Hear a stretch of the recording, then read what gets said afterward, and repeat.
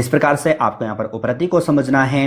तत्पश्चात चतुर्थ जो षट संपत्ति है वह है तितिक्षा। अब तितिक्षा का तात्पर्य क्या है? तो कहा शीतोष्ण सुख दुख आदि सहिष्णुत्वम, शीत उष्ण सुख दुख आदि को सहन करना, यह क्या कहलाता है? तितिक्षा कहलाती है। तात्पर्य देखें, कहा शीत हो उष्ण हो, शीत यानी कि सर्दी, उष्ण यानी कि गर्मी, सुख हो चाहे दुख हो आदि, ये सब क्या है? द्वंद्व हैं। द्वंद्व यानी कि दो पाटे, एक तरफ सुख का है एक तरफ दुख का है ना, एक तरफ मान है एक तरफ अपमान है, एक तरफ लाभ है एक तरफ हानि है।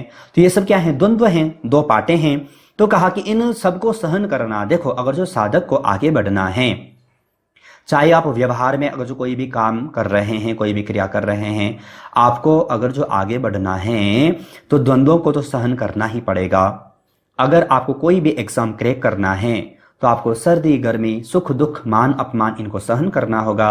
अगर आप बिजनेस में आगे बढ़ना चाहते हैं तो आपको इन सब को सहन करना पड़ेगा। अगर आप आध्यात्मिक क्षेत्र में आगे बढ़ना चाहते हैं तो भी आपको इन सब को सहन करना पड़ेगा।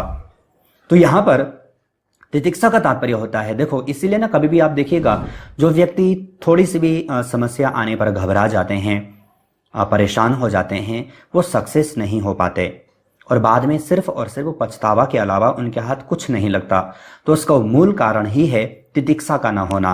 और इसी विषय को शंकराचार्य जी ने कहा कि योगी को अपने जीवन में तितिक्षा का भाव रखना बहुत जरूरी है, क्योंकि जरूरी नहीं है कि आपको हर समय एक अच्छा ही व्यवहार आपके साथ हो, जरूरी नहीं कि आपके साथ में हर समय मान का ही व्यवहार हो, कभी आपका अपमान भी हो सकता है।